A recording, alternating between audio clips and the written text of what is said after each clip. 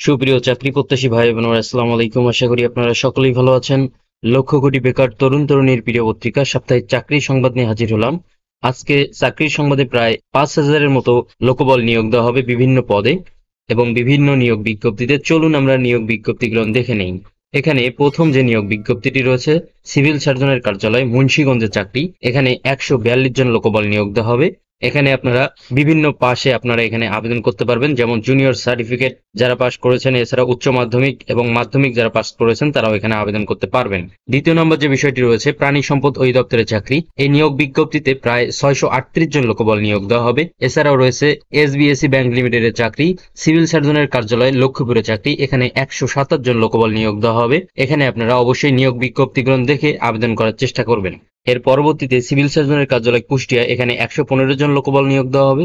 Civil সার্জনের কার্যালয় রাজশাহী, এখানে 139 জন লোকবল নিয়োগ দেওয়া হবে। এর পরবর্তীতে রয়েছে জেলা পরিষদের কার্যালয় ভোলায় চাকরি, এখানে 13 জন লোকবল নিয়োগ দেওয়া হবে। রাঙ্গামাটি পার্বত্য জেলায় পরিষদের চাকরি, এখানে 26 জন লোকবল নিয়োগ দেওয়া হবে।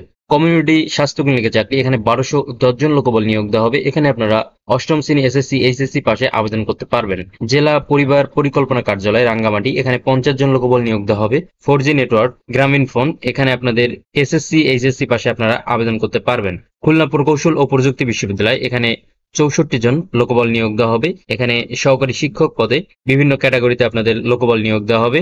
সিভিল সার্জনের কার্যালয় চুয়াডাঙ্গা, এখানে 39 জন লোকবল নিয়োগ দেওয়া হবে। উপজেলা নির্বাহী অফিসার কার্যালয় ভোলা, এখানে 18 জন লোকবল নিয়োগ দেওয়া হবে।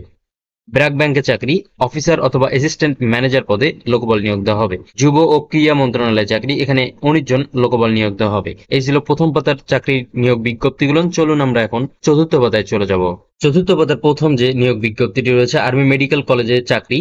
এখানে চট্টগ্রামে আপনাদের আর্মি মেডিকেল কলেজে লোকবল নিয়োগ দেওয়া হবে প্রভাষক, সহকারী অধ্যাপক এবং সহকারী রেজিস্ট্রার পদে।